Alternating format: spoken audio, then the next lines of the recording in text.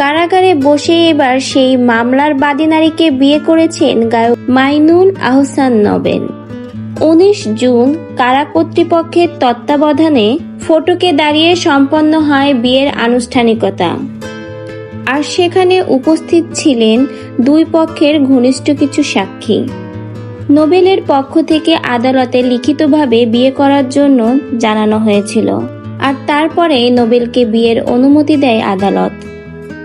ঘটনাটা শুরু হয় মে মাসে। নোবেল এক নারীকে সিঁড়ি দিয়ে টেনে হিঁচড়ে নামাচ্ছে, এমনই একটা ভিডিও সামাজিক যোগাযোগ মাধ্যমে ভাইরাল হয়। আর এরপরই যা দেখে মেয়েটির বাবা মা মেয়েটিকে চিনতে পারে। তারপরই তারা জাতীয় জরুরি সেবা 999-এ ফোন করে সাহায্য চান। 19 মে রাত 10টার দিকে ডেমরার একটা বাড়িতে অভিযান চালিয়ে উদ্ধার করে সেই নারীকে পুলিশ।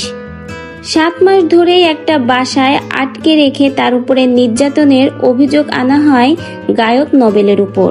এরপর থেকেই গ্রেফতার হয়ে কারাগারে রয়েছে গায়ক নোবেল।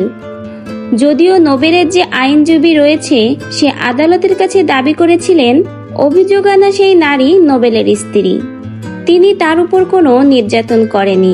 কিন্তু আদালতে নোবেলের আইনজীবী তার কোনো কাবিননামায় জমা দিতে পারেনি। এরপর ডেমরা থানার পুলিশ আদালতে জানায় 2018 সালে নোবেলের সাথে পরিচয় হয় ওই নারীর। ফেসবুকে পরিচয় হয় তাদের, তারপরে দীর্ঘদিন হয় তাদের ভিতরে কথাবার্তা। এরপরে 2023 সালের 12 নভেম্বর নোবেল তার স্টুডিও দেখানোর কথা বলে সেই নারীকে ডেমরায় নিয়ে যান। রাতে যখন ওই নারী বেরিয়ে যেতে চান তখন তার কাছ থেকে ফোন কেড়ে নিয়ে ভেঙে ফেলে এবং এরপরেই ঘটে সেই নারীর সাথে সেই ঘটনাগুলো। এরপর ভয় দেখিয়ে তাকে 7 মাস ধরে আটকে রাখা হয় বলে অভিযোগ ওঠে। নিজের সুন্দর ক্যারিয়ারটাই নোবেল এসবের ভিতরে জড়িয়ে নিজেই নষ্ট করে ফেললো। এ বিষয়ে আপনার কি মতামত অবশ্যই কমেন্টে জানিয়ে যাবেন।